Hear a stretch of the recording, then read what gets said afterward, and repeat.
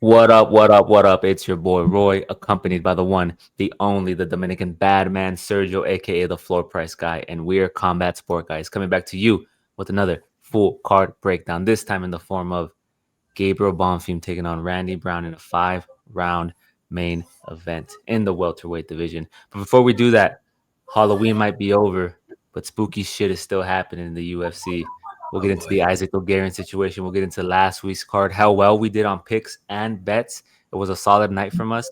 But first and foremost, how you doing, my man? I'm good, bro. It's always nice to do this. We talk about the card kill. We had another 10 plus bets that landed. I mean, the cool thing, we had more predicted bets that landed versus live bets this time. Uh fuck, what a champ, Dante Johnson, right?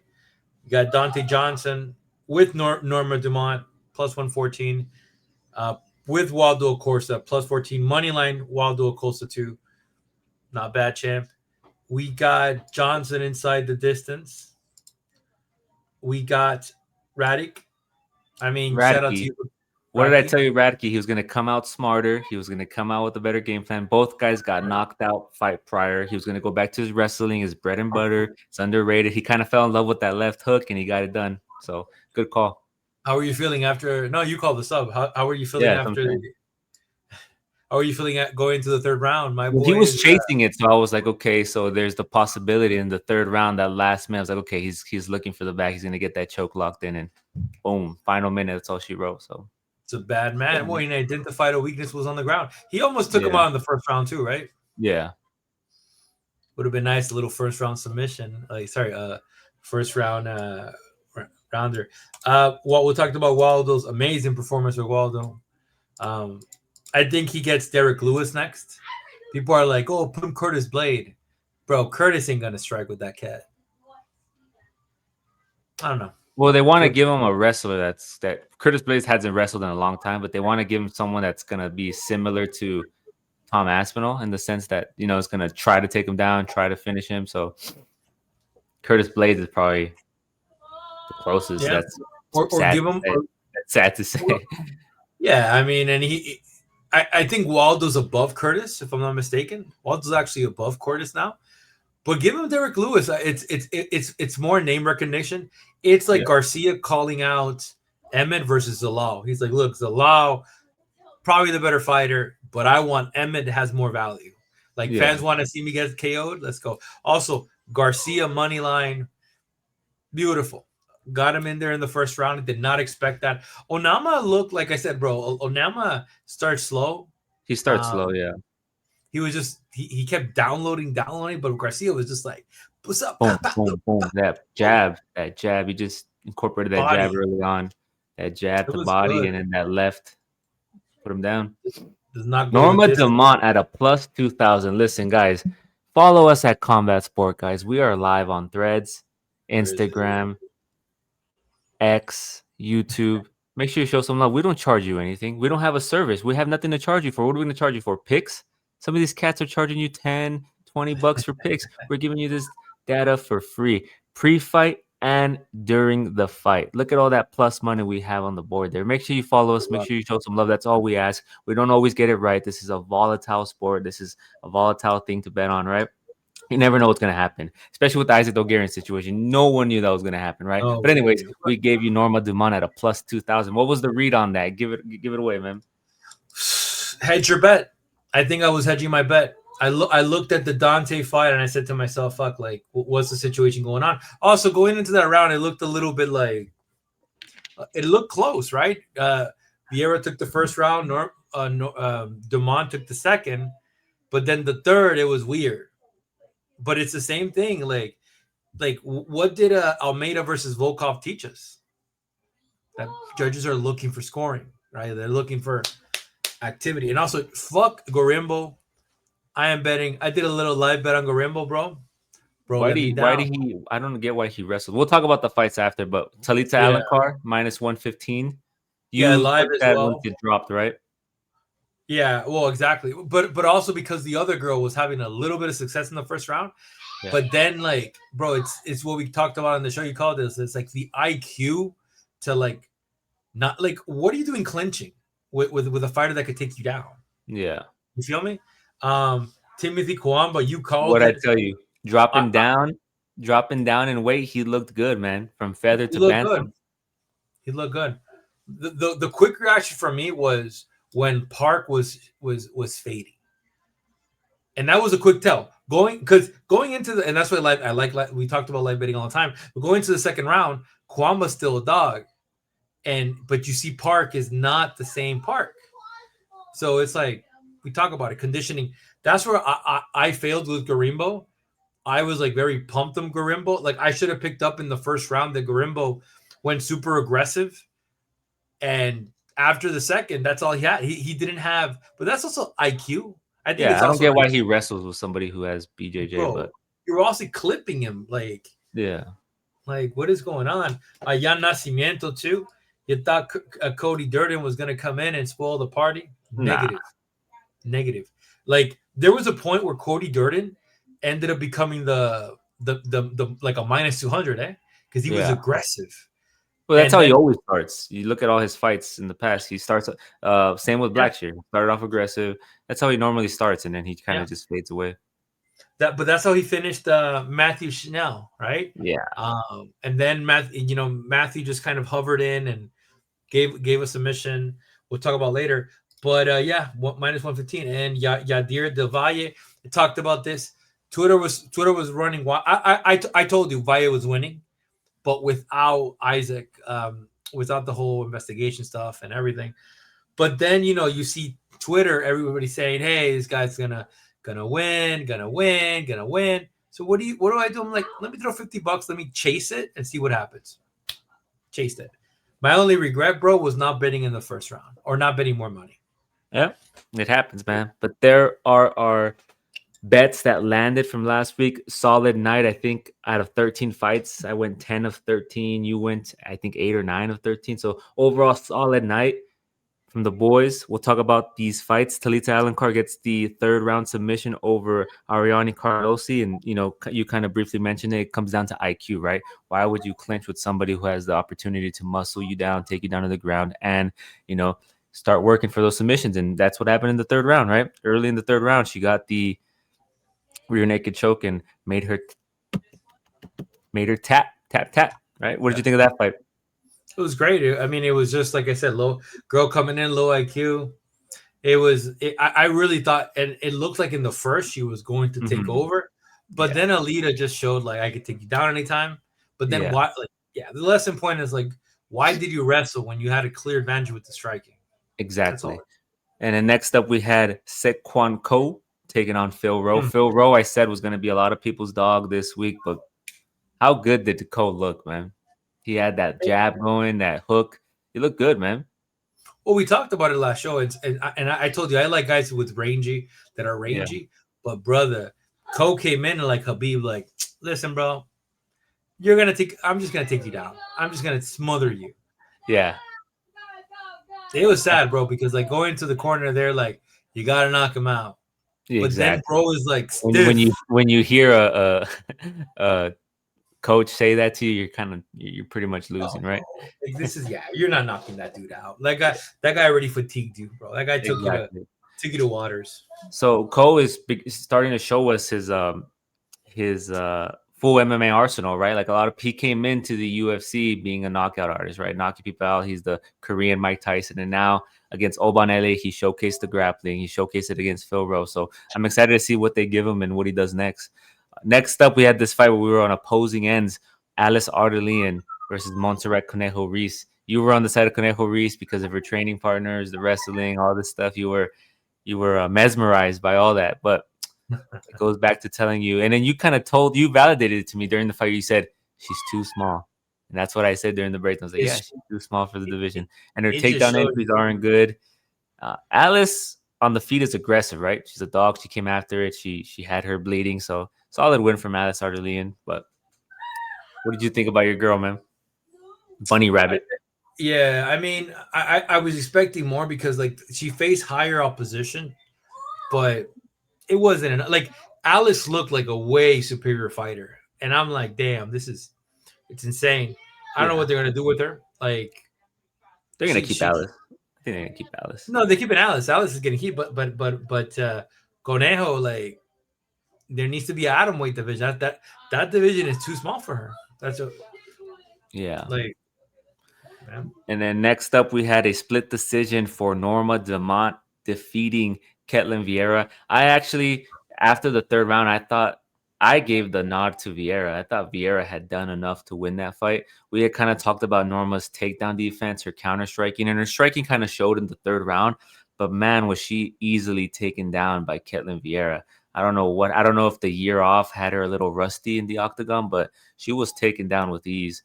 And it wasn't the best performance from Norma Dumont, but she still gets to keep her winning record, right? Her win streak, 6 Yeah. fights, I think now. But what did you think about her performance? What do you think about the decision? Iffy, right? No, but it's been a while. I mean, it was split. We knew that it was going split, but that's why Yeah, I hedged the bet. Like, what are you doing? Like, if you see that plus 2,000, what are you doing not putting a little bit of five, like a five? That's yeah, what I did, just a five. Like, and you told me you put a five, didn't you? And I'm like, of course, yeah. I know of you. Yeah, course. Well, like, why would I go? I put a five because I was trying to hedge it. Because either way, I was going to go in profit. But I ended up becoming more profitable because of Dermont, right? Dermont was about to fuck up my parlay with Dante Johnson. So, yeah, I mean, she needs to work on her takedown defense, man. She needs to really work on she it needs to be because, more like, active. She needs to be more active. well, Not what is taking years Kayla off. Harrison going to do to you, right? Exactly. Next up, we have Dante Johnson making out of the first round, the first time in his career, submitting Cedric Dumont via guillotine choke in the second round. Cedric Dumont came out with a wrestle-heavy game plan. A lot of people were expecting Dante Johnson to secure the knockout, right? But Yeah. that's why I didn't bet the knockout prop. I was like, I know he's going to finish him. I just don't know how, right? That's why I put inside the distance because usually when everyone thinks it's going to be a knockout, it's the other way around. You get me? Like same It thing with happened with Radke. Same thing with what happened, Radke. Everyone thought Radke was gonna knock out Frenza, and it turned into a submission. Go ahead. but it happened with what's Sean Brady's Pfeiffer. training Pfeiffer. Pfeiffer. Pfeiffer. Pfeiffer Yeah. went in. He could have knocked him out, but he didn't. I want to Yeah. showcase my jujitsu, and I'm like, brother, Exactly. fuck. And that's what. And there's a couple fights on this card, Brown versus Bonfim, that I think that's gonna happen, and we'll talk about it when we get there. But Dante Johnson gets the victory, and he was slotted in to face off Jackson McVee, but the Nevada State Athletic Commission said he is medically suspended, so that fight got squashed. We don't know if there is an alternative yet. We are hearing rumors that it could be Zachary's, but nothing is concrete yet. Next up, we have Timmy Kawamba making his bantamweight debut, defeating Chang Ho Lee via unanimous decision. Chang Ho Lee blew his wad in the first round. He got the body lock. He was hanging on his back. And it takes a lot of both fighters' condition. One, to hold the fighter up, right? Because you're holding up their body weight. And then two, you take a lot out of your legs, right? A lot out of your legs squeezing the body, securing that body lock. And what happened after that first round? Chang Ho Lee went back to his corner, and his coaches immediately asked him, "How are your legs doing? Are your legs still there? Are they good?" And it showed in the second round. His takedowns weren't as clean. Timmy Kwama was stuffing a lot of his takedowns. He was scrambling on the ground. He was finding positions of advantage. He looked good, man. What did you think? What did you think about your Habib? Your No, your Habib? but didn't he beat him in the first round? No, we're not. Did Habib only do it in the first round? Did he do it throughout the whole fight? Well, he did it throughout the whole fight. All But right, we go. that's the issue. My God, That's the issue because last fight was the same. He did to Cortavius, like he did him nasty. But this time around was like, Cortavius is brother, smaller. Remember, I said Cortavius is smaller. yeah. But the what killed this guy was the conditioning, and Kwamba picked it up. Like so, I mean, the learning point for Parker is like, brother, if you're gonna For develop a Lee, style like for Lee, that, for Lee. You no, said Parker. Park. I No, meant no, Park. Lee. His name is Lee. Are Where you the fuck getting did I are get you Park? getting your Asians confused? You racist? Am Are you I? getting the Asians confused? I My boy, racist. whoa, listen. We're not even we're not even that well known. You're trying to get us canceled. What are you doing, Is brother? Holy really? It's Chang Ho Lee, yeah. Oh, I believe you, but I want to. No. Oh shit! Did you bet on Parker's the the wrong other guy? dude You bet on the wrong. on the. No. You can't be doing Don't. that. Come on, man. You That's the knew it was why, Lee. Did why you was know it was Park? Lee the whole time? Or did you think it No, was Park this whole I week, the forgot. fight, everything? Did you know it was I Parker? forgot his name, bro. I ain't gonna lie to you. I forgot his name, bro. My apologies. Don't cancel me, bro. A boy said Parker. Oh man, But yeah, go Lee needs ahead. to work on that conditioning, bro. Like, go. If you're gonna have a Go ahead. work on that conditioning, dog.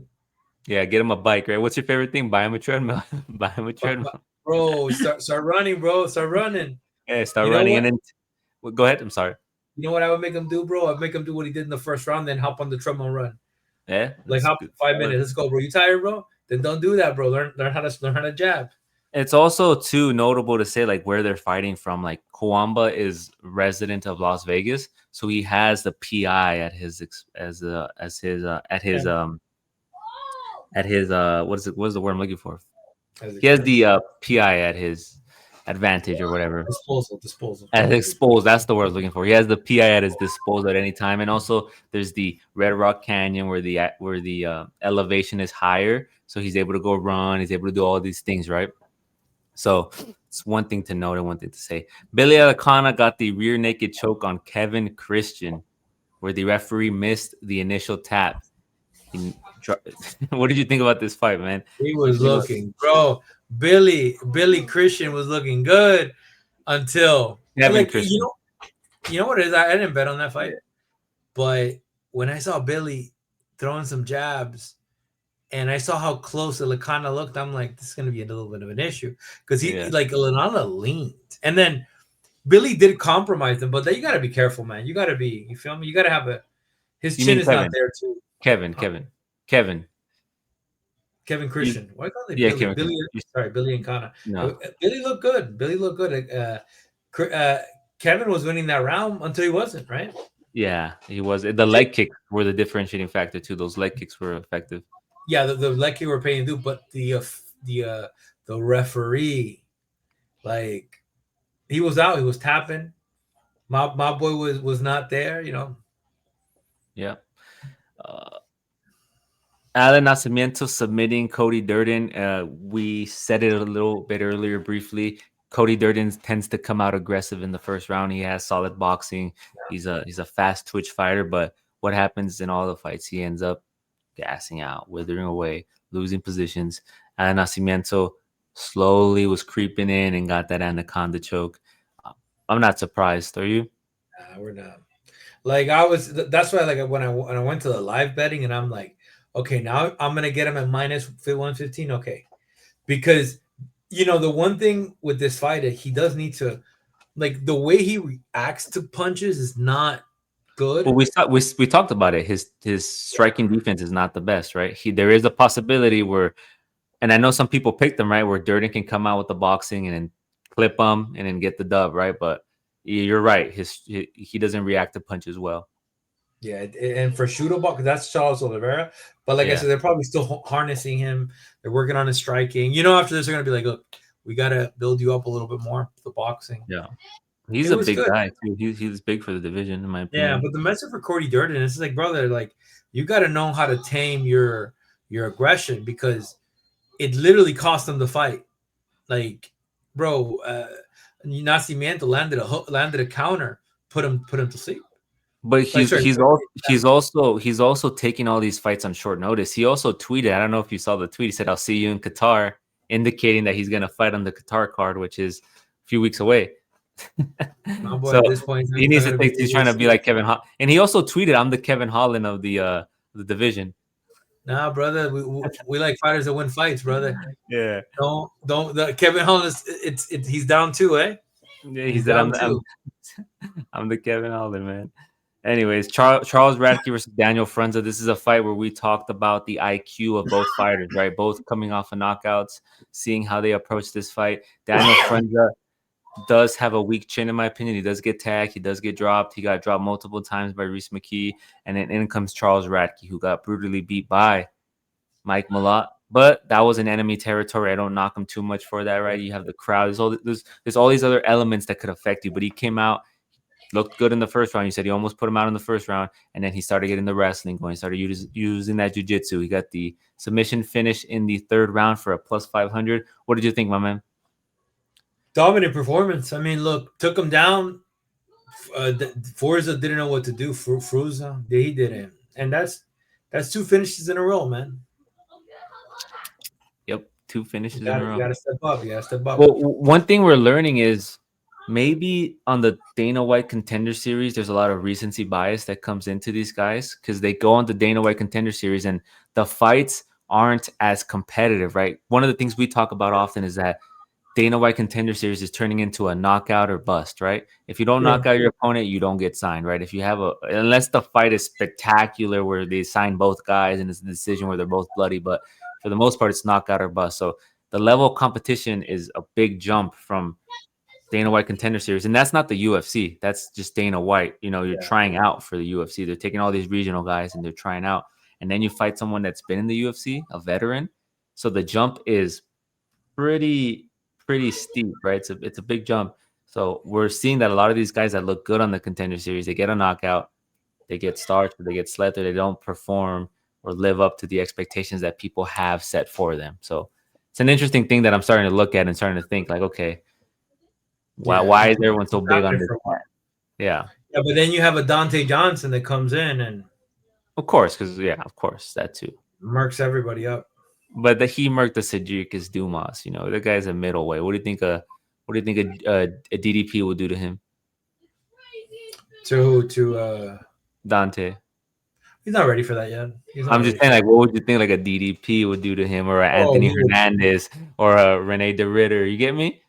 yeah, he needs to get confidence, develop. That's what I'm saying. So there's still a lot of unknown yet because he's so raw. But we'll move on to the fight that had the world shaking, the MMA world.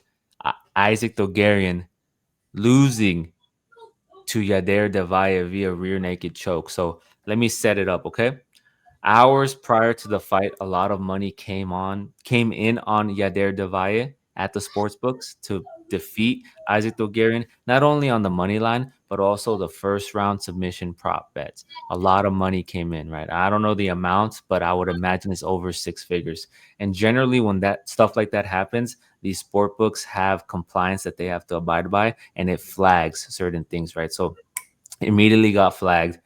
Props and bets in general were blocked from happening, right? I think you try to make a bet, it was blocked, it was removed from your sports book, it was removed from several sports books, and the fight happens, right? So there was speculation on that. I think several people on Twitter, a lot of gamblers on Twitter, sports bettors posted like this is some weird line movement. You know, the first round finish went from minus 850 to minus 450. The money line went from having Bulgarian as a minus 250 down to a minus 140. And then Del Valle went from a plus 250, I think, down to a plus 100 or 110 or something like that. One, Um, one, 136 plus 136. 136. So plus 136. So that means a significant amount of money came in on Yader Devaya to drive the line that far down. So what happens after we come to the fight? The fight was criticized by professional retired MMA athletes, Daniel Cormier, Michael Chiesa. You see Isaac Dogarian shoot for a double leg, get the double leg, not drive down and security kind of lets it go, right? You see Yader Devaye take his back, lock up a rear naked choke. Instead of fighting the hands like they teach you in jiu-jitsu, what is Isaac Dogarian doing? He's punching back, right? He's punching back. He's giving him opportunities to secure that. And that happens for some time. And there was a time where the choke wasn't fully locked in. One hand was free, and Dogarian could have grabbed that hand and just fought the hands, but he didn't. He just decided to punch. Ultimately, yeah, Daredevil gets the rear naked choke, makes him tap. He loses the fight, right? That happened during the fight. After the fight, we come to find out through multiple sources and speculation that the UFC was notified of the weird line movement, right? They have a third party contractor in IC360, which is a bet monitoring company, and they informed the UFC before the fight, right? This came out per Dana White that there is some weird line movement for this fighter. So the UFC, Dana White, he mentioned on the air, I think he mentioned on a live, or I don't know who he was talking to. Was he on live or where was he Yeah, at? Or TMZ, TMZ. TMZ, He was on TMZ. TMZ. He mentioned on TMZ that they informed Isaac Dogarian. They asked Isaac Dogarian and his team and Isaac Dogarian declined that there was any funny business. He said, "I'm gonna murder this kid." Right, pre-fight. After the fight, the Nevada State Athletic Commission withheld his purse. The UFC released him from the company, and the sports books were issuing refunds. So very rarely does that happen where these sports books issue refunds on a specific fight or game, right? Very rarely does it happen, especially when there's some foul play expected, right? Nothing's concrete at the moment, but everything that's happened is leading up to some form of foul play, right? Whether there's an injury or whether there's sharing of insider information or him throwing the fight, right? His coach went on the Ariel Helwani show and stated that he had no acknowledgement of anything going on. He also stated that Isaac Dogarian will never fight again, which is kind of weird, right? He said he's never going to fight again. Doesn't matter which gym he's associated He with. has to prove. He has to. Yeah. He also said he's never going to be associated with this gym. So he was released from his gym, Factory X, right? He was released from his gym. Uh, Another weird thing is that Isaac Dogarian was involved, not involved, but he has a relationship with Kraus, who was part of the, betting scandal in 2022 with Derek Minor. So people are speculating if that relationship is still strong, if there might be, some association there, it might be some involvement, but we don't know. We don't have all the information at hand yet. But I want to mention that all this is happening on the heels of the NBA scandal that happened 2 weeks ago, right? 2 weeks ago, the FBI cracked down on 30 individuals, right? They dropped two indictments, right? One indictment was for poker scheme scandal, where they would lure people in and they would cheat in poker games to steal their money, basically, right? And then another scandal was they would share insider information like, hey, this guy is injured. He's not going to play tonight.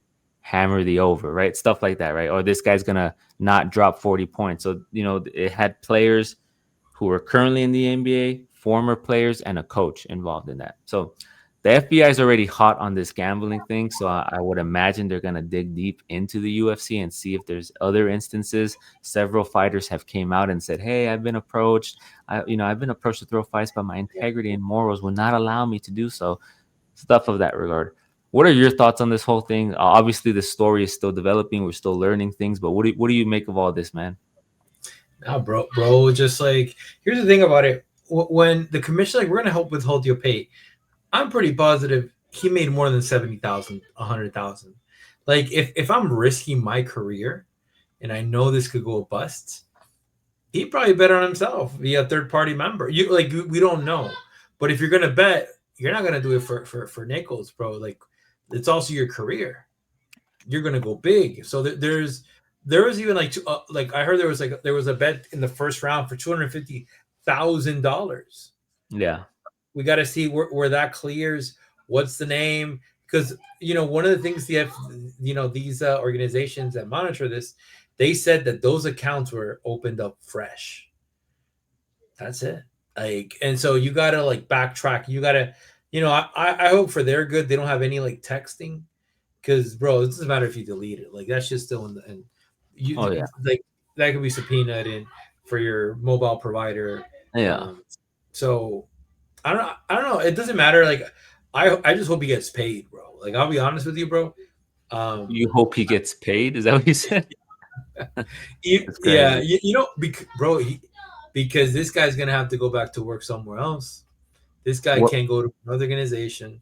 He's what banned I from the sport. what I think happened was there was a lot of stuff happening that weekend, right? You had the World Series. I think it was Game 7. Was it Game 7 on Saturday? Yeah, yeah. Last game was Game Saturday. 7. So you had the whole world, the whole of the United States, or maybe the world, right? Baseball's not globally known, but you had a lot of people watching the World Series. You had football coming up, right? A lot of bets were coming on football. You had, I think, was there a boxing card on Saturday? Early in the morning?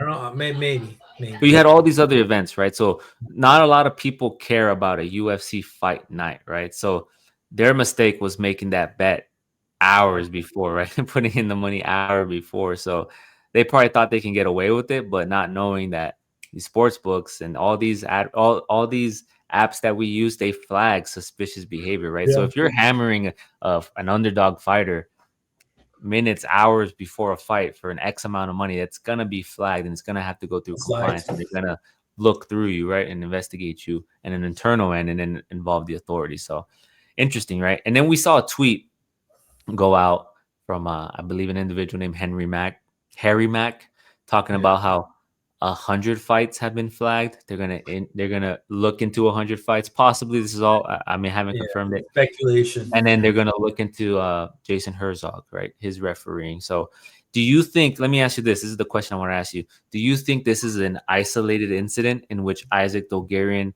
acted on his own, or do you think there is an internal issue in the UFC where people on the inside are compromised and possibly throwing or fixing fights?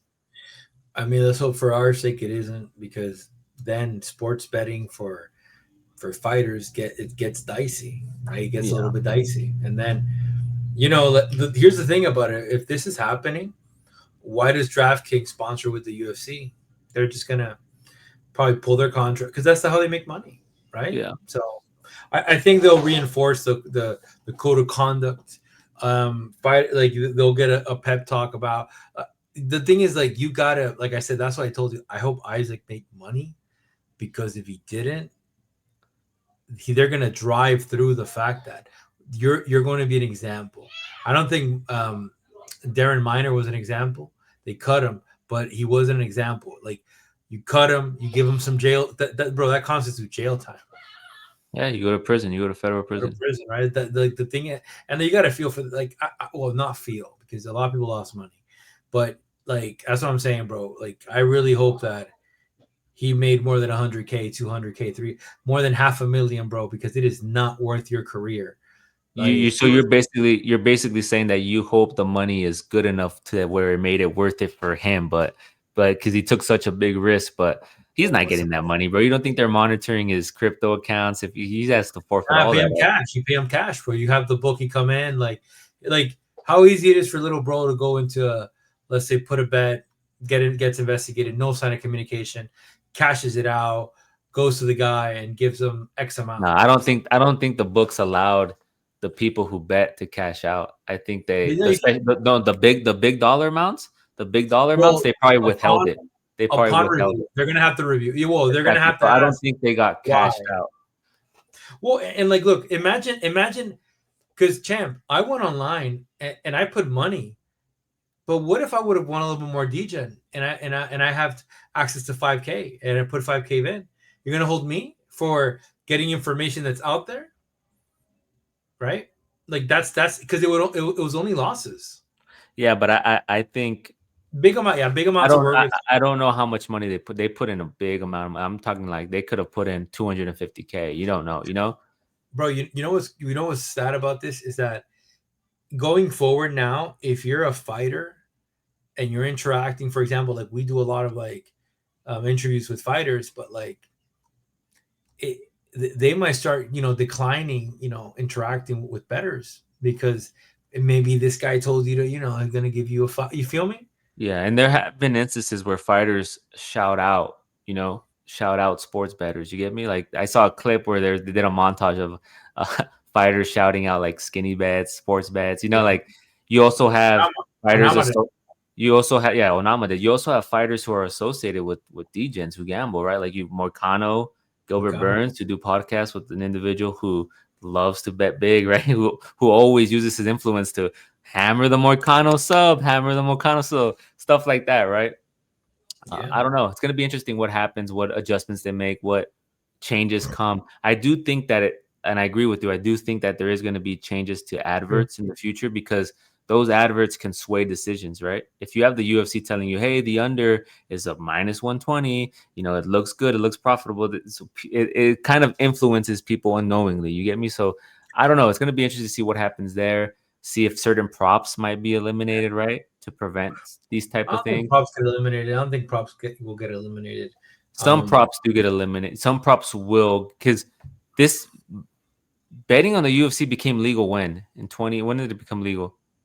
For me, it's always been legal since 2000. Since I started betting at 2000 and 2011, 2012. I started Home T Day Dillashaw, Rumble Yeah. Johns. That was my first, like, big fight I bet on. Yeah, I Um, think there's gonna be several changes though, man. We'll see what happens. Isaac Dolgarian, Gonna have to grind it out, man. Go through But it. that, Go but, through the but motion. that guy Harry, bro, that guy had yapping too much, bro. He's saying there's a fighter. I won't reveal his name. Let him come out, dog. Like, just say who it is, or just like that. Like, don't. I get like that's the thing about it. It's his moment to shine. I don't know what it is, but like, bro, like, chill. Like, it's like, yeah, we'll see what happens, man. Because it's like you gotta. Because that now that here's the thing about it, like you know information now. What if the FBI, subpoenas you and you got to speak? What are you gonna lie? It was a joke. Like Vanessa D and Vince Morales and even Donato Lando, they all came out that they said they got offered money to fight, and they're like, nah, Lando was bro. Like, trolling. Lando was trolling. yeah, but they're all getting. Lando's troll was high IQ, and a lot of people didn't understand it. Because he has 7 losses. So his joke was, I got approached 7 times and I turned him down, and my record reflects my integrity. And then you look at his record, and my man has 7 losses. So, That's a so dumbass, bro. That, no, that's a like, high IQ joke. It's a funny joke, but it didn't land well, right? Like a lot of people are like, "Oh, you idiot." bro, it's like me wanting to go fight professional, getting in shape, and be like, yo, let me hit this shit, bro. Serge is known as a professional gambler. You know, what are we doing here? You feel me? What are we like? These guys need to shut the fuck up, bro. That's what they need to To do. be fair Like, though, bro, I would always bet against you, bro. Cardio's not there, bro. Your takedown defense is not good, bro. I think is that what you're like a saying? heavyweight division, bro. I think you might get smoked, bro, by some of these cats, bro. Nah, bro. So I've seen the Arsenal, bro. I wouldn't be too worried about you, bro. As you know, Marcin Tybura might take you down. Romanov might take you down. It's not too impressed. I'm not impressed by your Yo, performance. Romanov's the goat. That Romanov's the goat. He almost won the belt. That boy Nah, made I'm me just money. fucking with Remember you. that? I'm Romanov just made me fucking. money, bro. I'm just fucking with you. Next up, we have Temba Garimbo deciding to wrestle up against Jeremiah Wells, where he did have some success on the feet. Yeah, I thought Temba Garimbo was in a position to get a dub here. I had him here. I'm not impressed with his IQ or his performance at all. They gave the nod to Wells via unanimous decision. What did you think? Low IQ. That's a very low IQ. And like, bro, that he looks sloppy. When that boy's tired, he look like he was like, Yeah, hey, bro, what are we doing, bro? What? It was yeah, bad. It was bad against a yeah. 42-year-old fighter. That the thing is that they 39, gave 39. 39. They gave you that fight to win, and you. Yeah. So That's not interesting. We'll see what happens with him. Next up, we had this fight that had you very excited, and I think I know why. Because Ante Delia is the training partner of Talon Aspinall. You covered the co-main event more than we covered the main event. There was nothing from Steve Garcia. We didn't put anything out. We were You know more why? The focused on Jays, the we're, Jays, the Jays. we're more focused on jabbing Aspinall than covering the main event. This was an interesting fight. This is the first time I've ever seen this. Ante Delia technically getting a TKO against Waldo Cortez Acosta in the first round. When I watched it live, I did see. I didn't think that Ante Delia hurt Waldo Acosta. I did see Waldo Acosta like squint his eyes and then cover his face. So I immediately knew that he got poked. Like when I watched it live, and then they showed the replay. Right now, the question comes: did the ref come in to make sure that the eye poke was actually an eye poke, or did he come in to wave off the fight? Because a lot of people are saying that he waved off. Some people are saying that he never waved off. But anyways, the ref steps in. Ante Delia goes crazy. He starts celebrating. He starts, his team goes crazy. He's thinking he won a TKO win. I thought he won via TKO. I put a thread out that he won via TKO, and and then I ended up deleting it because like, oh shit, this is crazy. So, anyways, they give Waldo Cortez Acosta time. They review the replay. They confirm that he did get poked in the eye, in the left eye with Ante Delia's right finger, and then they continue the fight after some time. Right, he's good to go. Cortez says he comes out pissed. He hits him with a jab, cross, drops him, throws some ground and pound punches, gets the finish, wins. So this is the first time we ever seen something like this happen. I think it's great that it happened because I think it would be a travesty if two UFC heavyweight fights ended in no contest due to eye pokes. Right, that would be bad. So shout out to Waldo Cortez Acosta. If this was on a pay-per-view, he would have been a star like that. He would have been a star like that. He would have had so many more fans. People would be calling for a title shot. You get what I mean? But it's sad that it happened on a fight night and not a lot of people are talking about it, but he did gain some fans. He had a solid post-fight interview. What did you think, man? I know you were excited because he Of called out course, I Tom was Aspinall. excited, bro. You know what? I saw that line go up like as soon because the thing is, the line went away, and there's a tape delay.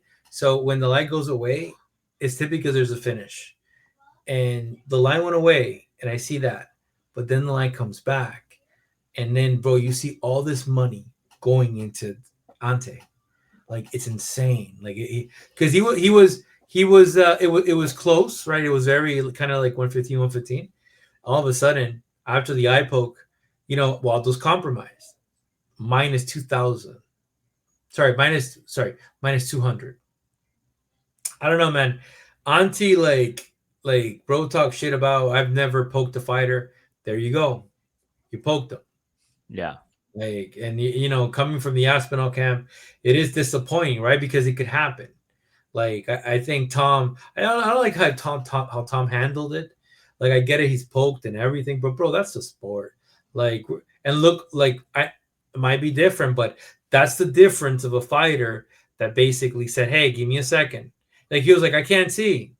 Okay, I'm gonna give you some time. Can Okay, I we can see also 30 can we also acknowledge, and I agree with you 100%, but can we also acknowledge because a lot of people seem to forget that Tom got poked in both eyes. Yeah, 100%. No, He no, no. got poked in both eyes, so it's not a one eye thing, right? And between a fighter continuing out, but yes, continue because I see it on X. A lot of people say, "Oh, this is all Waldo's eye, his performance," but it was both eyes, so it's See very how his different. dad, his It dad has sucks it to get poked. It sucks to get poked in one eye, but two eyes, 100%. But you see how his dad has it mentioned. Because listen, at this point, if he can't see, let's buy him the eye patch for the pirate. I'm gonna give an eye patch at that point. Because bro, like it's just how they handled it. I think it's how they handled it, and then the boxing thing with the UFC and everything. But this is perfect, bro. This has happened to a perfect. Auntie full of shit. Auntie came out and said that it was 10 minutes. Like his Twitter actually said they let him rest for 8 to 10 minutes, bro. Like I timed it actually. It was 5 minutes. but he's probably incorporating from the time they reviewed and everything. That's probably what he It was 5 minutes. you timed. Okay, I I haven't timed it. checked, so I can't agree, Bro, but. so as soon as the referee stopped it, I timed it because I was like, no, it can't be. I timed it. So once they cleared Aldo and it was 5 minutes exactly, the ref went to Ante and it told them, you got to be careful with your fingers. Okay, fighter ready, fighter ready. So it's like 5, 5, 6. It Yeah. was on point. It's just there needs to be better standards now on how they're gonna do things. Let's see what they come out with. I think this card they might implement stuff. Um, yeah, bro, just start flagging people for points. Because Yeah. if I want to give you an eye poke, I'm gonna really like. I'm gonna Yeah, you're gonna gone it. You're gonna go knuckle deep, two eyes. knuckle deep. I'm gonna go knuckle deep. But yeah, shout out to Waldo. You got it done. Like persevered. Like I get it, the dump, but like Waldo was also compromised. So And we picked them, early lean. We talked about his it. We money line. tweeted out. So I think that it's was gonna be all his destiny either way. That was gonna be Waldo was gonna win either way. Like when that man started to throw punches, you saw those baby punches, bro, getting blocked like that. My boy did like this, and they were getting all blocked. he's a Where's that boxer, power? right? He was letting him unload. He was letting him unload, get tired. Like, bro, give me a second. Okay, give me a second. So when he did that, I'm like, Next up, yes. we had our main event, Steve Garcia eliminating David Onama in the first round in the first minute and a half via KO TKO punches, utilizing that nice jab, that aggressive left, putting him out, man. Punches to the body, as you mentioned, were hurting him. You could see there were several punches that connected that had Onama wincing, right? Boom, right there. Boom. Boom. Kick that. Look at Kick that. that. Boom, boom, boom, boom. Toma, toma. You got the dub. He calls out Max Holloway, who's no longer in the division, which is weird, right?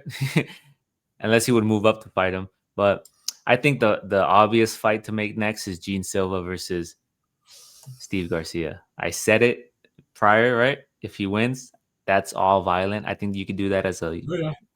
on a pay-per-view card to get him, to get him more Yeah. Like notoriety, or you could do it as a fight night if you want. But I think as a co-main on a pay-per-view card would be amazing. It's just you don't like. I just think it's two young talents that give him Emmett. Like I think he solves that case because Emmett's ranked higher. If he solves Josh Emmett and doesn't get knocked down and Nick takes him out, now it's like okay, this guy this guy is a force to reckon with. With Silva, it's more like it'd be better if Silva gets a win because like it's hard to give a guy like a 7-fight win streak, right? And you got to Yeah, remember, Steve Garcia is now ranked above John Silva. of He's course. like Yeah, number. Let me show you. yeah, I saw. Like he literally. So even at this point, it doesn't even make sense to fight Josh Emmett. Like fight Arnold Allen or like Zalal or like. You feel me? Aljamain Sterling is camping in that position. He's only gonna fight up. But crazy how they gave him 4, eh? Sorry, 4. Yeah, 4. They gave him 4. That was pretty cool. I think Jin Silver, they're gonna try to get him back in the dub column. They're gonna give him like a Danny Ige or some David Onama. You Give get him a me? Josh Emmett. Make it interesting. No, Gene Silva. That's what I meant. Give him Josh You Emmett. want Gene Silva versus Josh Emmett? I thought you No, wanted Onama versus Emmett. 11 I thought you wanted. Onama. I thought you wanted Garcia versus Emmett. No. So I said that I thought Emmett was higher in the ranking. That's why I said it. But as soon as because look, why would Steve fight Josh Emmett 8 to 10? Like it doesn't make. I don't know. That's what you're saying. I don't know. No, initially without looking at the ranking, but then I'm like, either you fight Zalal or fight Allen.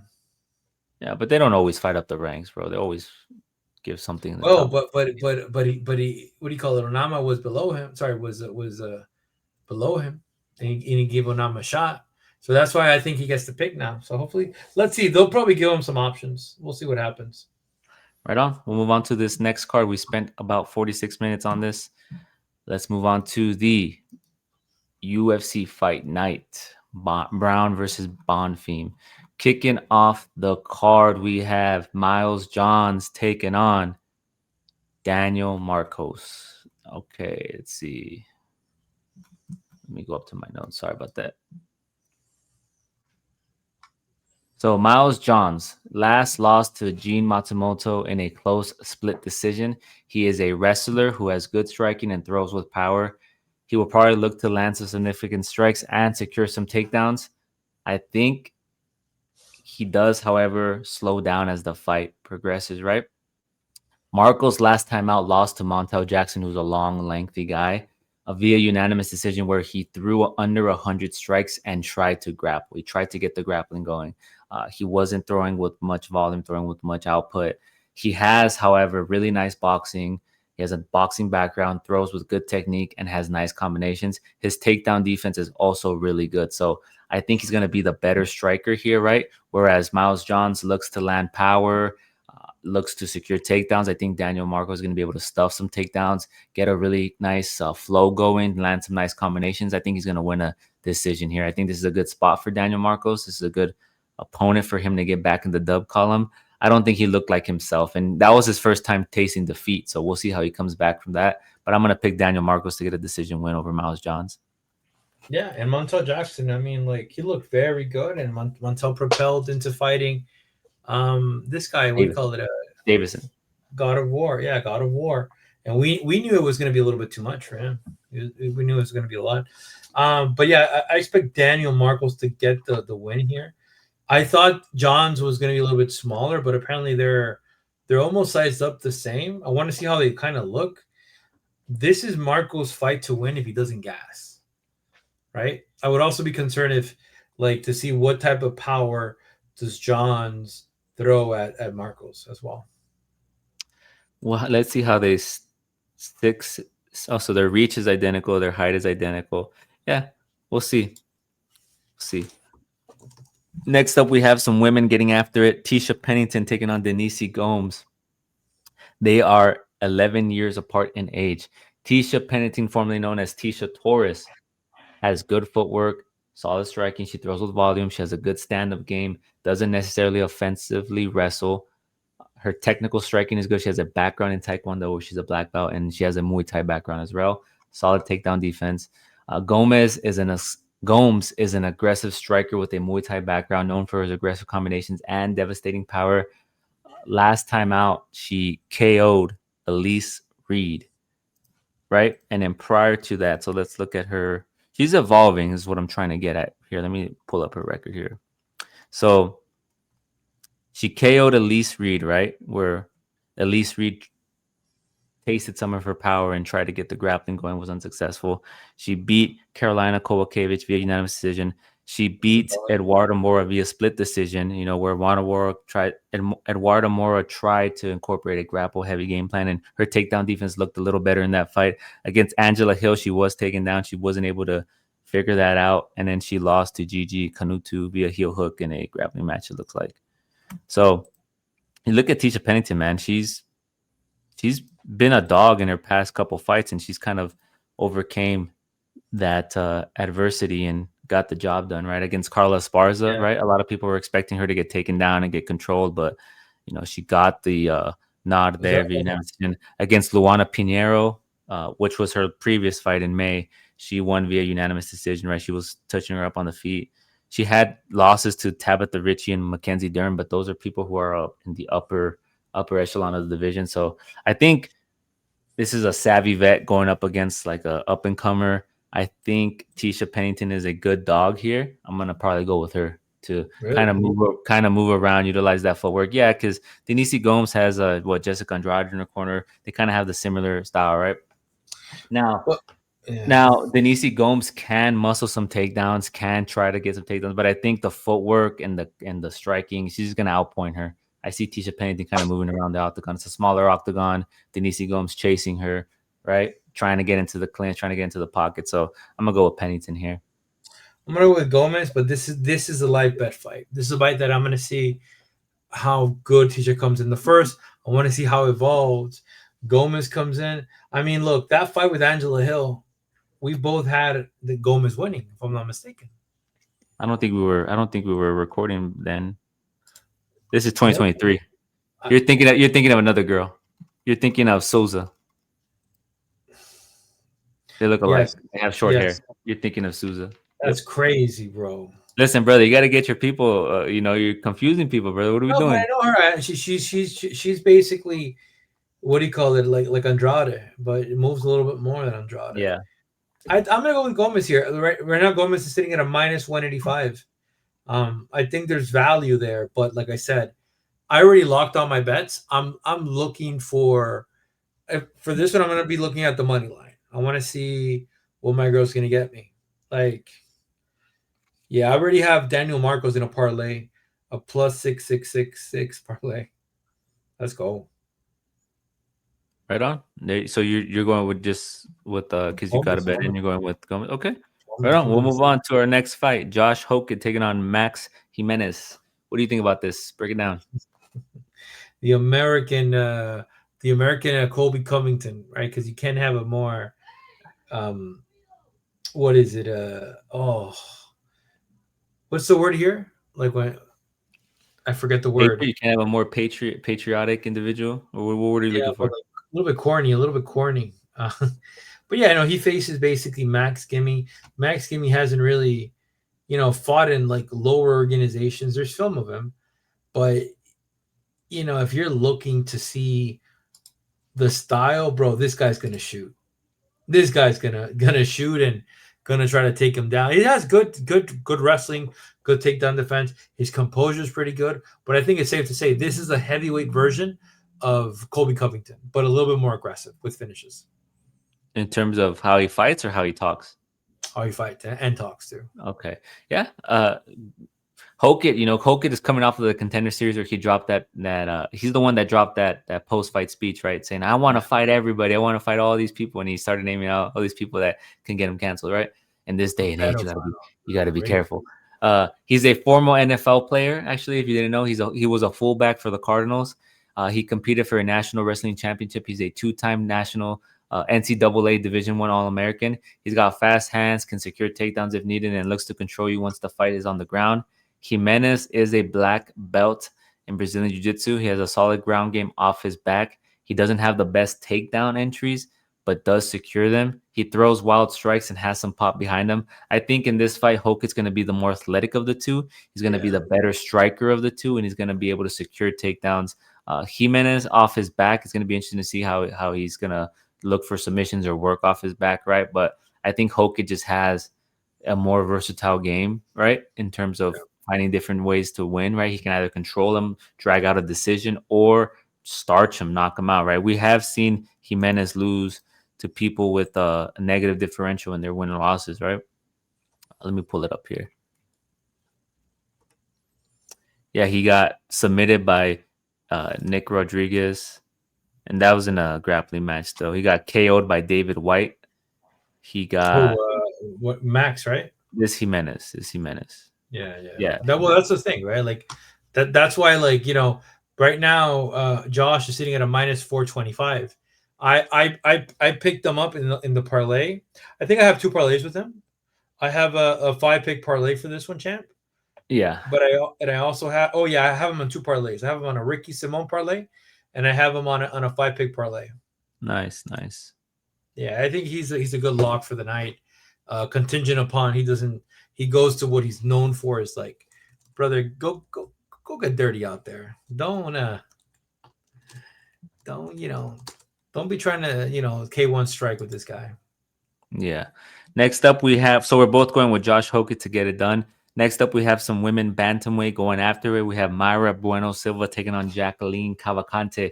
Now, Mayra Bueno Silva hasn't looked the same since he lost to Holly Holm, right? That was a fight that was overturned to a no contest because of some illegal substances that were used on the side of Bueno Silva, but that was Adderall. She was using Adderall, bro, like your boy.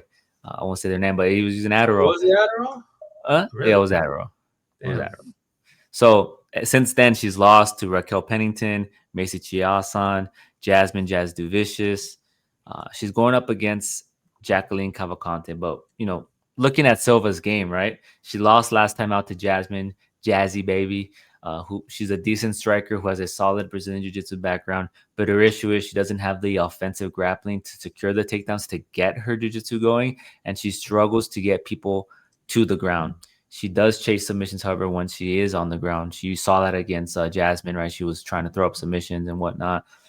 She's going up against Cavalcante, who has solid footwork and movement. It's something I really like about Cavalcante. She moves around the octagon really nice.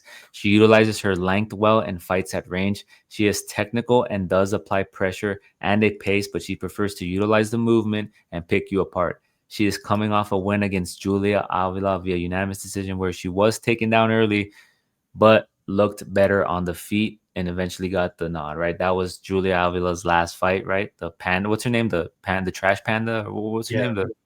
Trash Panda? Is it Trash Panda? Or what's her name? The Raging Panda, right? Yeah. No disrespect, Julia. It's the Raging Panda. I think it's the Raging Panda. You might want to double check that. Where she came back after like a lot of years of not training, she came back after having a kid. It was like 2 years or something, and then that was her last fight. She retired. Not the opponent you want to face when you come back. So I think this is a good spot for Jacqueline Cavalcante. I don't think Mayra Bueno Silva has the ability to take her down, and I think she doesn't have the upside on the feet when it comes to the striking. I think we're going to see Cavalcante utilize that movement, right? Utilize that footwork, jab, pick her apart, push up pace in the second and third round when she senses that Bueno Silva is fading away or giving up on herself. So I'm going to go with Cavalcante to get it done here. I'm pretty confident in her. We're gonna go with Cavalcante. My only concern is past the first round, right? Like the thing here's the thing about it. I think this is also a live bet. I think Silva knows, like, bro, like that no contest, fought for the belt, lost. Then she's been facing, like heavy competition. Now faces somebody, not as tough as these other girls. Because Lena Landsberg, bro, it ain't it, dog. Let's be honest with each other. Lena Landsberg was a featherweight fighter they brought to fight Cyborg when the UFC had a featherweight division. So when I look at this fight, a couple different things, like I think based on footwork alone, Cavalcante's gonna just drown her. But there is a possibility that Silva takes her down in the first round. How? Oh, bro, the thing is, she has a cardio issue. after the first round. She's gonna be mint, bro. And if you go back, what do you tell this girl, the jujitsu black belt? You tell her, go with what brought you to the party. Go out there and go submit her. Try to tap her out. Try to tap her on the first. You got one round. Let's go. Because if she doesn't go past the first round, I don't get it. So I hope for my sake, if I'm like betting, that Silva takes her down, controls her, you know, uses all that energy a la Doreen de Ritter, and then second round, Cavalcanti's an underdog. I could smack money on her. That's my prediction. Right on. We're both going with Cavalcanti to get it done. We'll move on here to our next bout. We have Jamal Emmers, pretty boy, taking on Hyder Emil, the Hurricane. Now, Emmers last time out KO'd Gabriel Miranda, right? He is a wrestler who has functional striking and strong durability. He has elite takedown defense at a 90% per UFC stats. I don't know if that changed prior to the last fight. He's durable. He's only been finished twice in 28 pro fights, 29 pro fights. But in that Gabriel Miranda fight, Gabriel Miranda's kind of like Mayra Moreno Silva. He doesn't have good takedowns, and he was able to take his back, right? Take him down, control him, right? The wrestler, he was able to control him, take his back on a couple occasions prior to getting KO'd. So that kind of like has me like, what's going on here? Emil, Hyder Emil was KO'd last time out by Jose Delgado, right? He had that vicious knee up, that went up. I think it hit him in the face. He had the vicious knee right to the face, got dropped. And even then, though, he tried to get up. He's a strong guy. He tried to get up and tried to continue the fight, but it was ruled a KO, obviously. That was when he lost his undefeated record. He went into that fight 10-0. 11, no, was it 10-0? Yeah, and then got 11-1. So that was his first defeat, right? He went into that fight 11-0, I'm sorry, and then got the one, his churro, like Max Holloway likes to say. So what do we know about Mac? What do we know about Hyder Emil? He pushes forward, he fights aggressively. He's primarily a striker and looks to get in the pocket where he thrives. In his fight prior to Delgado against Gomes, he looked good, but he did fade a little. He secures takedowns, but isn't the best on the ground. He's kind of like a poor man's Merab Dvalishvili, right? He kind of just pursues you, and tries to get you down to the ground. Doesn't really do much on the ground, but he does look for that takedown. I think this is a good spot. And I said this before in the past, we're going to be able to see Hyder Emil's fight IQ here, especially after coming off a knockout, right? I want to see what his game plan is, how he's going to look. We always talk about how a fighter looks after facing their first adversity, right? Their first moment of adversity, or the first L, or their first knockout. We always talk about how a fighter kind of bounces back, and that's what I'm interested to see in this fight. But I think this is a good spot for Hyder Emil. You look at Jamal Emmers, he was KO'd by Nate Landwehr. He's kind of a crazy guy. Dennis Bajuka, he got the KO. He was beat by Jack Jenkins via split decision. So I don't know. I'm not too sold on Jamal Emmers. He can have a solid first round, but I think as this fight progresses, Hyder Emil is going to be able to run away with it. So I'm going to go with Hyder Emil to get it done. Especially with Nate. Like when you have wars with Nate, I think Emil is such a more refined fighter than Nate. And Nate was able to kind of be chaotic, right? And Emil will be chaotic. My only concern is Emil gets into the range, doesn't miscalculate it. Guess what happened with Delgado? He started to chase him a little bit more than he should have. Delgado timed it, put him hit him on the button. Delgado's no joke though. That's the thing. This fight was even, but now it's actually turned into Emil. Emil is the favorite now. Emil sitting at a minus 148. Okay, so I could. Wow. So I picked them up at 135. What is he at? 148. Okay. So odds are going up.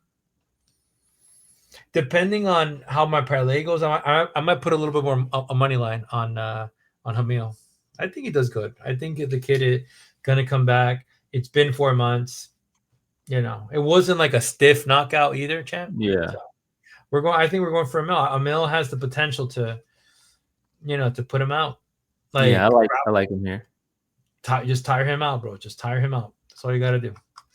Right on. Moving on to the main card, we have the middleweights going after it. We have Marco Tulio taking on Chris Leroy Duncan. Now, what do we know about Marco Tulio? He's an aggressive striker.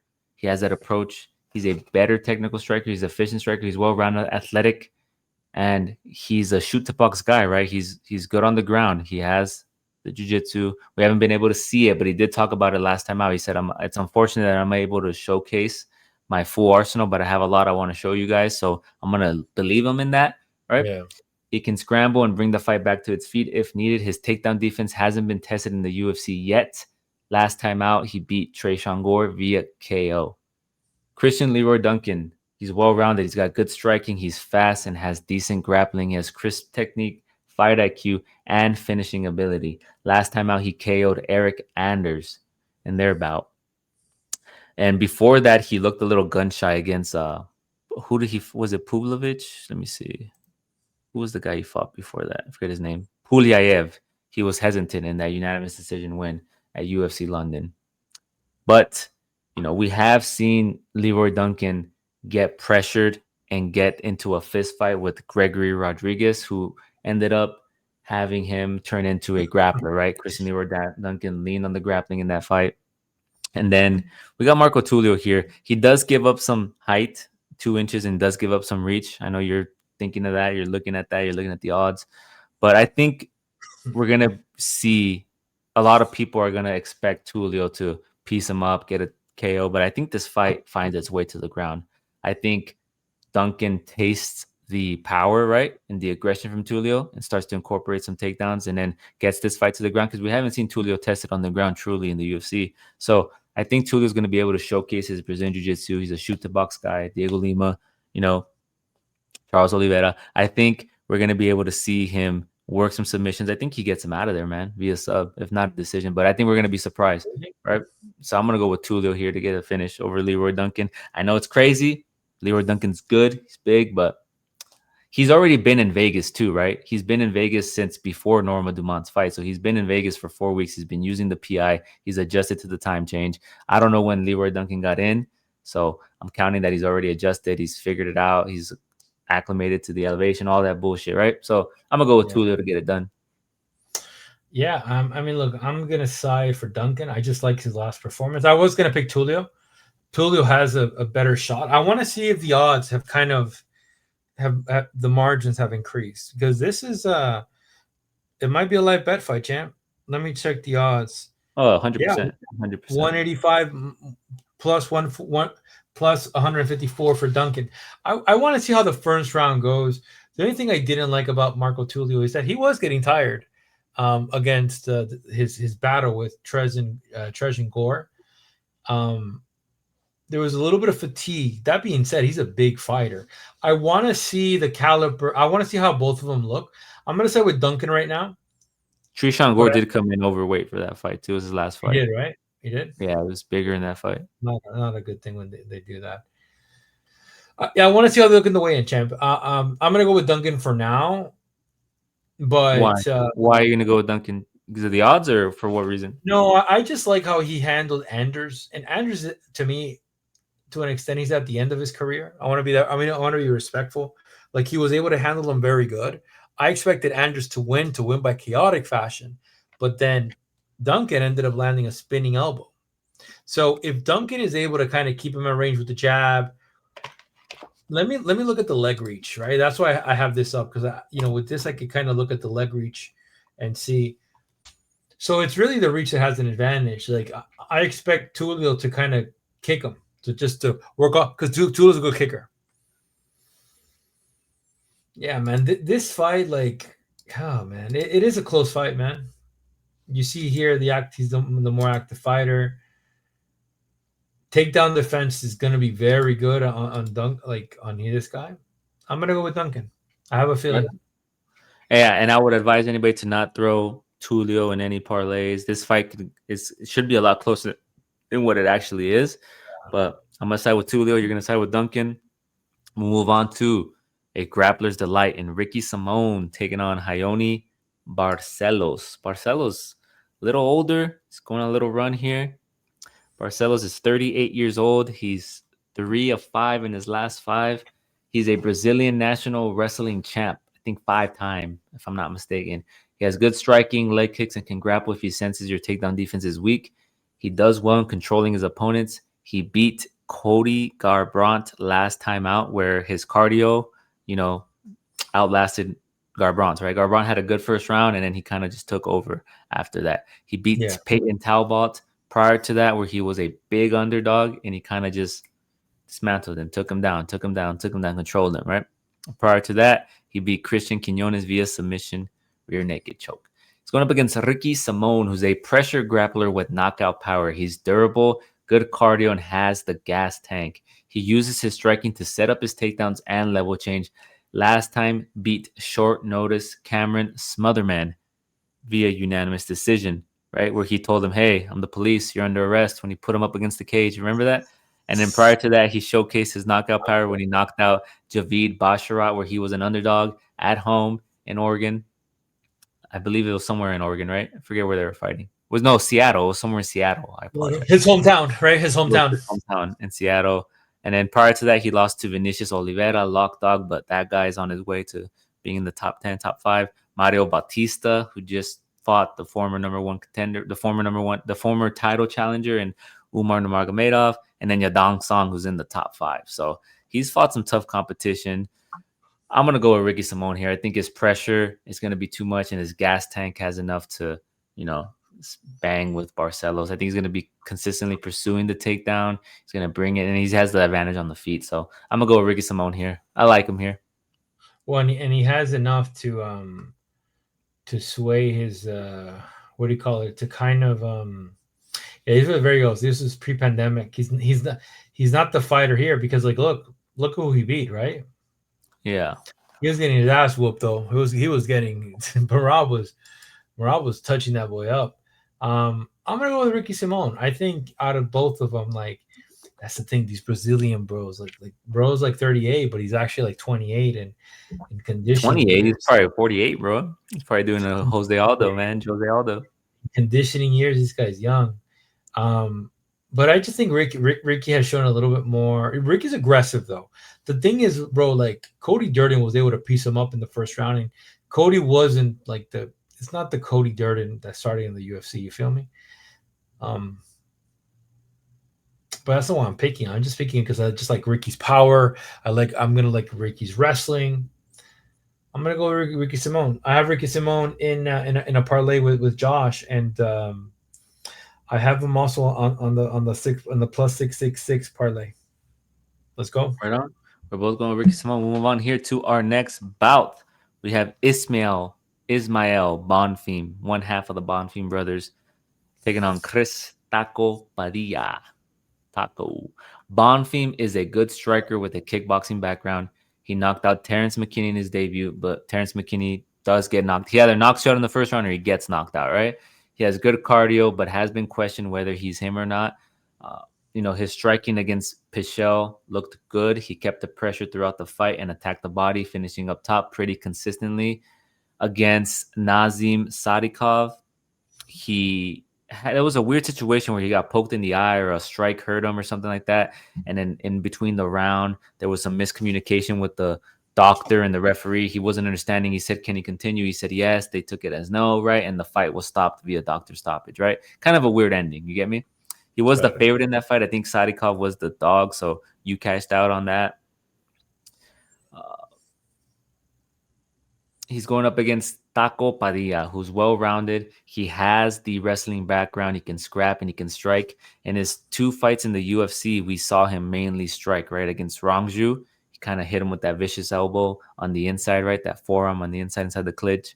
And then against Jai Herbert, he won a split decision in enemy territory where he kind of figured out the range. He got in. He did take some hits, but he's a pretty durable guy. He has good boxing, good cardio. He also beat James Longtop. I forgot about that fight via submission, rear naked choke. So he does have a ground game as well. I think Padilla here is going to be able to get in close, going to be able to utilize that striking, that dangerous clinch game, and then secure some takedowns here, right? He does have that wrestling background. He does have the cardio. He does have the aggression. I like Padilla here as a dog. I think he can get it done, man. This fight is very important, not only for Bonfim, but for the Bonfim brothers, right? Because there's something to talk about, like when your brother's in the main event and you're watching your younger brother, right? You're gonna get an adrenaline. You get me? Like, okay, my brother's gonna win. But if you see your brother lose, get finished, get subbed, or whatever, it can have an effect on you, right? Going into the main event. So I'm gonna go with Taco here. I think Yeah, Taco. I'm going with Taco too. That happened with Wonder Boy, and the brother was still able to win Wonder Boy. Yeah, But it Wonder Boy to me, I think I told you Wonder Boy. That was a split decision. That was a split decision. yeah, we'll But talk about we'll talk about that in a bit. But I'm gonna go with Chris Padilla. I think he has the length to make him to make to be a little bit of a problem. Ismail's gonna looking to switch it up here. Nazim is a bad man though. Nazim is striking is so nasty. I think Padilla has. Let me 1 second. I just need to check out the range of. Now there's more spinning attacks. That's the thing we can't account for. Oh no, this is the other. This is Gabriel. Was this the fight he got? Oh, so prior to this, they didn't fight again then. No, brother, they didn't. Okay, it was just on top. Let me see. Interesting. So he's gonna be the. Yeah, but it's not even that much. Well, Padilla does use his good. Padilla has a good jab. I have to say that. I'm gonna go with Padilla, man. Let's see if he gets it done. I'm probably not betting from this fight, or like I said, maybe you look at the live fights and you see how good of a Hammering the success. money line. Yeah, we'll see. We'll see what happens.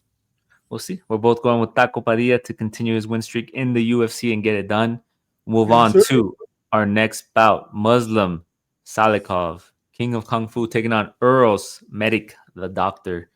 This is an interesting fight, right? You have a 41-year-old solid striker who can wrestle, but doesn't look to do it as often. His takedown defense is solid. He throws with volume and is pretty technical. He's coming off that dub KO against Carlos Liao in Saudi Arabia or Abu Dhabi, one of those two. Or I might be. Are they the same? I'm so dumb. I don't know my geography. Medic is a technical striker. He's got good speed, good power, has all finishes in his wins. Last time, we wondered how he would bounce back from a knockout, and he goes and knocks out Urbina with a straight left. But he, however, did get hit in that fight. He did get dropped in that fight. Urbina did score a knockdown, which is concerning. You look at his record, though, man. Matthew Semmelsberger, he gets the KO win 2 years ago. He then loses to submission versus Mittebek Orobai, who's kind of a weight bully, right? And that guy's a fucking dog. He then wins against Tim Means via KO. He then loses to Puñaheli Soriano via KO. He then defeats Gilbert Urbina via KO. So this guy's on a win-loss, right? What happened? No, and Gilbert Urbina, if I'm not mistaken, He's a grappler. But you're thinking of Jose Urbina. No. But he's like a tough fighter too. That he like look at this win streak. Like, sorry, the loses. It's not good, bro. Sorry, go ahead. Yeah, and then you have Salikov, who's knocked out Carlos Leal, who was supposed to go out there and starch him, right? We all picked him. He was a big favorite. I'm gonna go with Salikov here, man. I don't trust Medic's chin. I don't trust he either gets dropped or drops people. So, and his record is a win-loss. So I think he's due to take an L here. I'm gonna go with Salikov. I'm not gonna bet on this fight because Medic can come out and I probably will bet. I have a bet. Salikov takes this by finish. Right on. Salikov, baby. So just Salikov. That's it. All right, we're going to our co-main event. Matt Snell versus Joseph Morales. I don't know why this is the co-main event. Obviously, I do know why. They're trying to build up Joseph Morales by giving him an easy fight here against Matt Schnell. Schnell, I know you're yeah. Well, guys, let me just say this. He saw the odds. He's going to bet on Matt Schnell. That's pretty much the breakdown there. Matt Schnell in his fight prior to Jimmy Flick, where you picked Flick. You picked against Schnell there. In his fight prior to Flick against Cody Durden, he laid down his gloves in the octagon, and he said, "I'm done. I'm retiring." And then he fought against Jimmy Flick. And he won that fight, right? He won that fight via unanimous decision. His submission game is good. He has 5 of his 6 UFC wins are by decisions. He has good jiu-jitsu. His striking is okay. He's a good boxer with a 70-inch reach. He's comfortable in chaotic exchanges. He can either brawl with you or he can work on the ground and scramble. He's going up against Joseph Morales, who's facing his second stint in the UFC, right? He won the Ultimate Fighter and beat Idris, where he was the underdog and a dominant performance. He has solid grappling. He has good entries and good jiu-jitsu. He's the alpha male uh, gym BJJ coach. He has solid boxing and speed, and he has good cardio. In his first stint in the UFC, he fought Davison Figueiredo. He fought some pretty tough opponents before getting cut in his first two fights. I think this is a position for him to look good, to get the dub. I think he's gonna win here, man. I'm gonna go with him to get it done. He lost to Davison Figueiredo and Eric Shelton.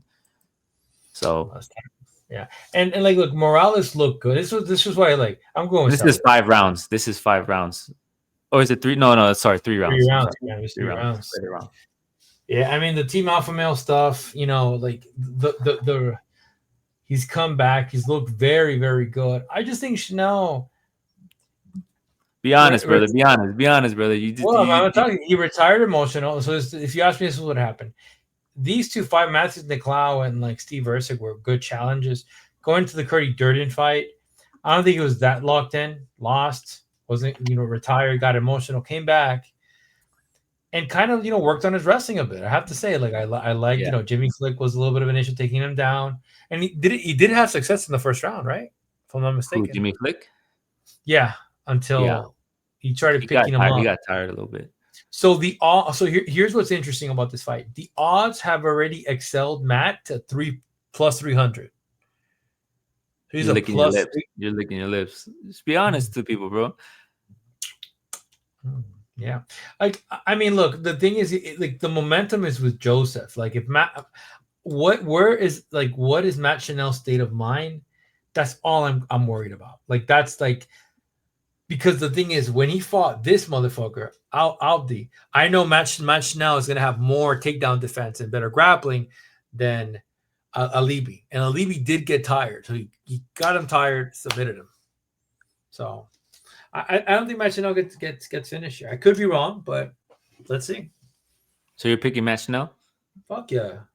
Right on. We'll move on to our main event. We got Randy Brown taking on the better of the Bonfim brothers, Gabriel Bonfim, right? When you look at Randy Brown, he's a versatile striker who does have a grappling upside. He is a brown belt in Brazilian Jiu-Jitsu. He got the KO against Nicholas Dalby last time out, but he was dropped in the first round. And, people like to compare those two fights. Nicholas Dalby beat Bonfim, but Nicholas Dalby against Randy Brown got his nose broken, and that does affect a fighter, whether you like to believe it or not. It does affect the fighter. It affects the way you breathe. It affects the way you take a punch, all that stuff, right? Against Brian Battle did come in overweight. He missed weight. He lost a split decision. Brian Battle held him up against the fence. It was kind of an unfair thing. And then prior to that, he was beating the likes of Eliseo Zaleski. He was beating the likes of Muslim Salikov. He was beating the likes of Wellington Turman. So you look at Bonfim, he's the better of the Bonfim Broms. He has good boxing, Brazilian Jiu-Jitsu, and good grappling. Last time out, he got was it a split decision? Yeah, he got the split decision nod to where a lot of people felt that he lost to Stephen Thompson because he took that head kick. He did look a little wobbly, but, he was able to neutralize Chaos Williams in the fight prior to that and shoot for the takedown time perfectly and secured the sub. I think in the Thompson fight, he respected his striking and takedown defense too much. And then, Stephen Wonderboy Thompson's a guy that has movement similar to MVP. They're identical in that sense. So they're tricky fighters to figure out, right? They're tricky fighters to figure out because they have that good lateral movement. Their hands are low, right? They have the karate stance. So I don't knock him too much for that. It's kind of a tough puzzle to figure out. So I understand there's a lot of recency bias there. Like, oh, he doesn't do, Randy Brown's going to starch him. And he's a good dog to have. But I think on the ground, Bonfim is going to be able to excel here. I think the calf kicks to Brown are going to affect Brown. He's going to chop him down. And he's going to take this fight to the ground. He's going to look for a finish because he has a lot of submission wins on his record. So I'm going to go with Gabriel Bonfim to get it done. But Brown is an aggressive guy. He does have the knockout power. He does have the striking power. But I think this is going to be a different approach we see from Bonfim. in comparison to the Wonder Boy fight. Yeah, he's gonna have to shoot. He's gonna have, like, but this is a different Brown. Like Brown has evolved as a fighter throughout the course of the years. Um, I want to see what the line is now. Like, let me check before we. I'm not gonna base my opinion off that. Yeah, so it's actually similar. Actually, 175 to minus plus 145. I mean, Nice. yeah, I mean, if you're Randy Brown, you got to keep the distance. You got to, and Brandy had like he has the reach. Yeah, by height and everything, you got to what like two. It's almost 8 inches, right? The feet add an additional 5 inches. Let me see the So feet. 43. Oh, 5. yeah, so Yeah, but that's what Randy I'm Brown, thinking about the cat. Like if he comes prepared and he comes, like it not flat footed, he can figure out the calf kicks. Like I think Randy Brown could knock this dude out. Fought Wonder Boy, didn't look so good. However, Randy Brown, like if you ask me, that the battle in Brown was a close fight. And yeah, also, it was White, a decision. yeah, White didn't battle take Brown down. That's the other thing too, because he couldn't, because he tried to clinch. So maybe we see some of this. It's a good question, right? I was leaning toward Gabriel Bonfim at first, but I think I'm going to side with Randy Brown. I think Randy Brown has trained his ass off where he's figured things out, and he's not the. Even here, it's a good like till Vicente Luque in 2020. I would even say Vicente was still hot in 2020. He's put a good career. Lost in 2023 to the champ, split decision He's by been, he's, battle, he's been submitted. which came heavier too, right? Battle came in heavier, missed weight. That's also the other issue. Yeah, I remember the Nico Price fight. That's when Nico did this crazy ass stuff and turned him around, knocked him out with hammer fist. That was insane. But that's the thing, is they're not the same fighters. I'm not saying this is a lock. Yeah, so Bonfim has 13 submission wins. Brown has 2 submission losses. The last time he was submitted was against Jack Della Maddalena 2 years ago. So he has been submitted before, and I think that would be the if what you're saying is true, right? That he's dangerous on the feet, we can see Bonfim look to take him down and use that jiu-jitsu, right? Yeah. Because this guy has showed weaknesses on the ground in the past, or areas of opportunity where Bonfim can kind of dissect. So I agree with you. On the feet, Brown is a dangerous guy. I think he also trains for another camp. I'm hinting on Brown is super prepared for this fight. Brown takes him out. Damn, everyone's saying KO, huh? Yeah, but like it doesn't hurt if there's a prop. You see, that's the thing about it with DraftKings. There's not a KO to sub prop, because I don't think this is a 5-round fight. This is not going to the decision. But if I could bet on, what do you call it? Not alternate points. Is that what we're doing here? No, we're not doing alternate points. If I could bet submission Bonfim and KO Brown, that's what I'm going for. Right on. I just think this is a different fight, and because I think there's a lot of recency bias. People are looking at the Stephen Thompson fight, and they're kind of knocking him down, right? But he had to worry about the movement, the takedown. Like he didn't try to. How many takedowns did he shoot against Stephen Wonderboy? Let's see. All right. I don't have that number in front of me. Oh, because Stephen Wonderboy has good takedown defense. I know Buckley was able to take him down, but I want to see. Buckley is the new. Even in that fight, like Buckley know how to take him out. Bonfim, Wonderboy. He shot. He got 5. He shot 14 times, and he only secured 5, huh? Mm-hmm. That shows how good Wonderboy is, right? So he also had to worry about the kicks to the head.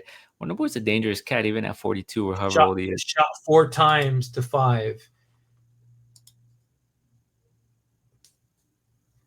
And damn, Angelus shot 4. That's crazy. Yeah, I'm saying he's probably gonna look to shoot 15 again against Randy Brown, man. We'll see. This is a 5-round fight too, right? So I don't think they're both gonna start off aggressive. We'll see. We'll see in the second, third round how things start to look, right? Yeah, you might want to take into consideration the takedown prop. Champ, can I before we go, can I tell you that the only takedown prop that I've lost? Who's it been? Guess. Think about last weekend. Last weekend. Oh, Isaac Dogarian. That's the Yeah. only takedown prop. Where's my refund? That's what they might get rid of props, bro. They might get rid of props. Some props. No, DraftKings is not. It's a slippery We'll see, slope, bro. right? When the government comes down hard, bro, they're gonna get because the NBA. What happened in the NBA is that there were certain prop bets that were being manipulated. So how do you stop that behavior? You eliminate certain prop. I'm not saying they're gonna get rid of prop bets. I'm gonna say they're gonna get rid of certain prop bets in some sport. Like there's no reason to bet. Like if you watch the Ariel Hawani interview with the Yahoo, I think is Yahoo Sports Insider. I forget his name, but Yeah, he said that there's no reason for you to bet on all 15 players in the NBA to score 10 points, right? All 15 players on one team to score 15. Like, there's no reason for that, right? So they're gonna eliminate some props, some stuff's gonna come to change. It's gonna be interesting what happens in the next weeks, months. I'm excited. I'm following it closely. We'll see what happens. But listen, brother, it's been degeneracy. great. It's been great. I'm looking for another successful night. Make sure you hit the like, hit the subscribe. As always, we're Combat Sport Guys coming to you with these full UFC card breakdowns. We do it in the middle of the week, right? Because this is where our schedules align. It's easier. Maybe next year we might readjust. We don't know. We got to talk. But any parting words, my man? Now it's gonna be a good fight. We'll be live for the fights. Let's vibe, bro. Let's have another successful week. I think we cook. I like the live betting, bro. I like to kind of focus. I had a friend that told me, "Yo, we're going out this weekend. We're gonna have a couple beers." And I looked at it. I'm like, beers? You mean on fight night? Nah, dog. Because it's I enjoy all the fights. Like once you're not at a pace where because we're all caught up, and we understand the circulation of all the fighters. I don't want to get distracted, bro. It's not good. Did you say you looked at her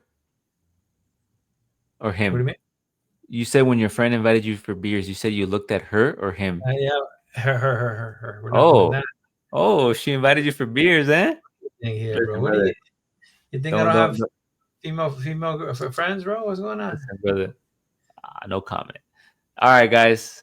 Love what you love. Do what you do. We'll catch you in the next one. Peace. Peace.